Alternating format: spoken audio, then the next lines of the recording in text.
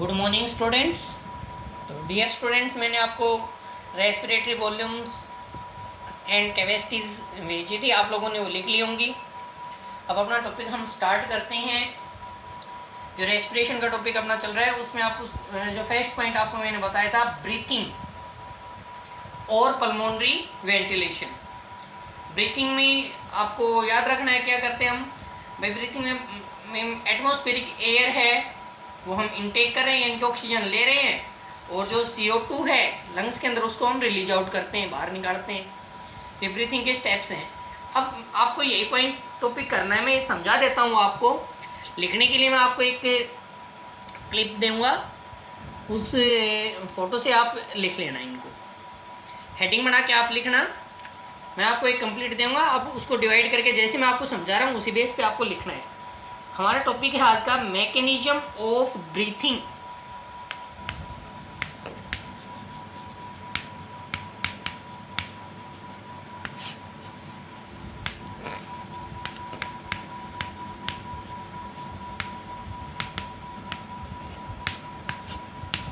Breathing का mechanism हमें करना है। तो ब्रीथिंग है, ब्रीथिंग में अब आपको समझना है कि इसमें 2 स्टेप्स इन्वॉल्व करने हैं आप लोगों को। इंस्पिरेशन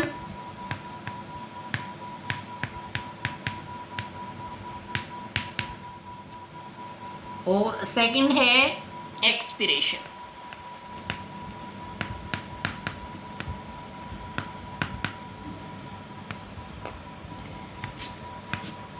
इनहेलेशन और एक्सहेलेशन।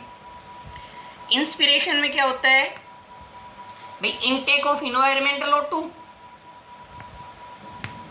तो आपको याद रखना है इंस्पिरेशन में इनटेक ऑफ एटमॉस्फेरिक O2। यहां एक्सपिरेशन में क्या होता है भाई, release of CO2 from the body.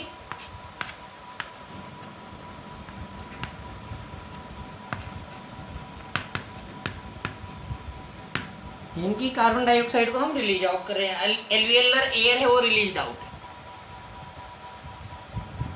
Inspiration और एक्सपिरेशन आप लोगों को पता चल गई। अब आपको जो याद रखना है वो ये याद रखना है कि ये इंस्पिरेशन और एक्सपिरेशन कैसे होता है।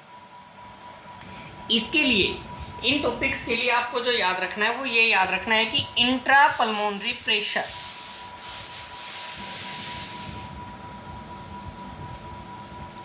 आप एक वर्ड यूज करेंगे, इंट्रा पल्मोनरी प्रेशर। जो इंट्रा पल्मोनरी प्रेशर है तो इसको आप डिफाइन करेंगे, the pressure inside the lungs. Lungs के इनर साइड में जो प्रेशर होता है उसको हम इंट्रा पल्मोनरी प्रेशर बोलते हैं एयर का। तो आप एक सिंपल सा एक डायग्राम बना के ना, थोड़ा सा बस एक साइड से मैं फिर आपको बता देता हूँ। आप लोगों ने ये डायग्राम भी बनाया हुआ है। एक साइड के लंग्स के डायग्राम से आप लोगों को ये मैकेनिज्म ऑफ ब्रीथिंग समझना है। यहाँ ऐसे लास्ट में आप लोगों को लंग्स एल्वियोली याद रखना। तो यहाँ पे इनर साइड में, लंग्स के इनर साइड में जो प्रेशर होता है, इस प्रेशर को इंट्रा पल्मोनरी प्रेशर कहा जाता है। यहाँ एयर का जो प्रेशर होता है यहाँ। तो इंस्पिरेशन कब होगा भाई, इन्वायरमेंटल जो ऑक्सीजन आप कब ले पाएंगे, जब ये इंट्रा पल्मोनरी प्रेशर है ये कम होगा, लेस होगा, कम होगा एटमॉस्फेरिक प्रेशर से, तब तो एटमॉस्फेरिक एयर अंदर आएगी। तो आपको क्या याद रखना है कि if intra pulmonary pressure is less than atmospheric pressure then inspiration can occur. और यहाँ अगर इंट्रा पल्मोनरी प्रेशर ज़्यादा है तो एक्सपिरेशन होगा, यहाँ से जो गैस है वो रिलीज आउट होगी। अब ये इंट्रा पल्मोनरी प्रेशर कम और ज़्यादा कैसे होता है ये आपको याद रखना है। आपको ध्यान होना चाहिए, यहाँ पे लंग्स के बिल्कुल नीचे आप ऐसे डायफ्राम बनाते हैं,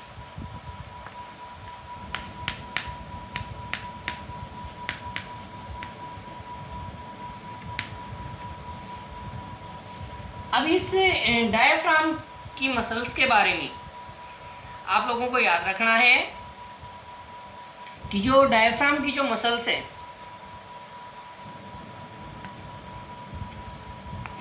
डायफ्राम की जो मसल्स हैं वो सबसे पहले कॉन्ट्रैक्ट करती हैं। यहाँ पे ये भी याद रखना है आपको कि हमारा लंग्स है वो थोरेसिक कैविटी के अंदर सिचुएटेड होता है। तो थोरेसिक कैविटी का मीनिंग यहाँ पे क्या याद रखना है भाई, यहाँ हमारी रिब्स में होती हैं, रिब्स प्रेजेंट होती हैं दोनों साइड में, रिब्स केस बना हुआ होता है, हमारे लंग्स यहाँ प्रोटेक्टेड होते हैं इनके अंदर, रिब्स के अंदर। तो आपको क्या याद रखना है, मसल्स के नाम याद रखने हैं। एक तो डायफ्राम मसल्स, एक रिब्स के अंदर जो प्रेजेंट होते हैं इंटरकोस्टल मसल्स। अब ये जो इंटरकोस्टल मसल्स हैं आपको मैं फिर बता रहा हूँ, यहाँ रिब्स में आपको याद रखना है एक्सटर्नल इंटरकोस्टल मसल्स और इंटरनल इंटरकोस्टल मसल्स। यहाँ रिब्स के अंदर मसल्स प्रेजेंट होती हैं, डायफ्रामेटिक मसल्स होती हैं। अब during inspiration,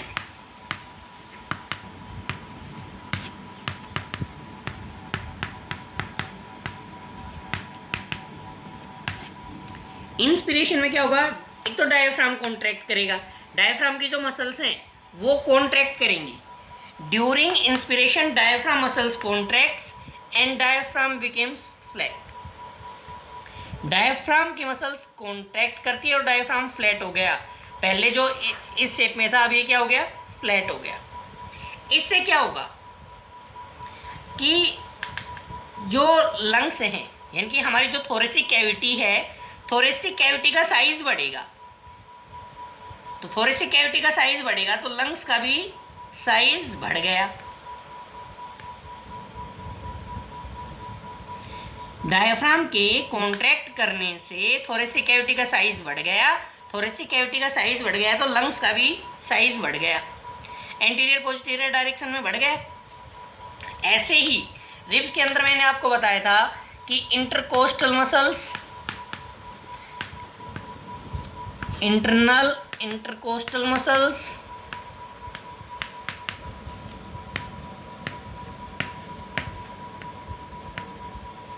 and external intercostal muscles होती हैं।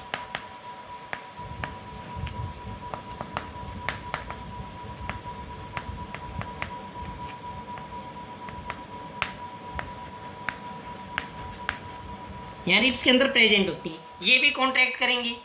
और लंग्स का जो साइज है यानी कि थोरेसिक कैविटी का साइज है वो और इंक्रीज हो गया, साइडों से भी इंक्रीज हो गया। ऐसे तो इससे क्या हुआ, अब आपको क्या याद रखना भाई, यहाँ साइज बढ़ गया। सिंपल मीनिंग में लंग्स के अंदर वॉल्यूम बढ़ गया। तो वॉल्यूम बढ़ गया तो जो इंट्रा पल्मोनरी प्रेशर है वो कम हो गया। भाई प्रेशर इनसाइड द लंग्स क्या हो गया, वॉल्यूम बढ़ गया तो प्रेशर क्या हो गया, कम हो गया। तो इसलिए एटमॉस्फेयर की एयर क्या हो जाएगी, इनर साइड में आ जाएगी। तो ये तो हो गया मैकेनिज्म ऑफ इंस्पिरेशन, यानी कि इंस्पिरेशन कैसे हुआ, आपने ऑक्सीजन कैसे ली। तो उसमें आपको क्या याद रखना है, सिंपल मीनिंग आपको याद रखना है कि भाई डायफ्राम और इंटरकोस्टल मसल्स कॉन्ट्रैक्ट करते हैं जिससे लंग्स का साइज बढ़ गया। साइज बढ़ गया तो इंट्रापल्मोनरी प्रेशर क्या हो गया, कम हो गया। इंट्रापल्मोनरी प्रेशर कम हो गया तो इनटेक हो गई ऑक्सीजन। अब एक्सपिरेशन में क्या होगा, एक्सपिरेशन में इससे आप अपोजिट याद रखें, डायफ्राम क्या करेगा, रिलैक्स करेगा। डायफ्राम अगर रिलैक्स करेगा तो अपने ओरिजिनल पोजीशन में वापस आ जाएगा। इंटरकोस्टल मसल्स भी रिलैक्स करेंगी तो इससे जो लंग्स है वो अपनी ओरिजिनल पोजीशन में वापस आ गया। That means size thoracic cavity का कम हो गया तो लंग्स का भी साइज डिक्रीज हो गया। साइज डिक्रीज हो गया तो वॉल्यूम कम हो गया। वॉल्यूम कम हो गया तो इंट्रापल्मोनरी प्रेशर क्या हो गया, ज़्यादा हो गया। तो इंट्रापल्मोनरी प्रेशर ज़्यादा हो गया तो जो इनर साइड की जो गैस है उसको हम क्या कर देंगे, रिलीज आउट कर देंगे। इसको एक्सपिरेशन बोलते हैं। एक्सपिरेशन में रिलैक्स होंगे डायफ्राम और इंटरकोस्टल मसल्स और इस इंस्पिरेशन में क्या करती है, कॉन्ट्रैक्ट करती है। यानी कि इंस्पिरेशन में आपको क्या करना है, इंट्रापल्मोनरी प्रेशर कम करना है, एक्सपिरेशन में बढ़ाना है। तो ये आपको मैकेनिज्म ऑफ ब्रीथिंग में करना है।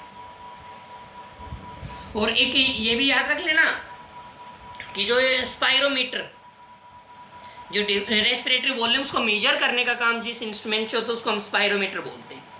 तो ये समझा मैंने आपको दिया है, एक क्लिप में आपको भेज रहा हूँ, उसमें से आप हेडिंग बना के ना, इंस्पिरेशन और एक्सपिरेशन की हेडिंग बना के फिर आपको लिखना है, तो आपका ये टॉपिक फिर जो ब्रीथिंग है, वेंटिलेशन, वो कंप्लीट हो जाएगा।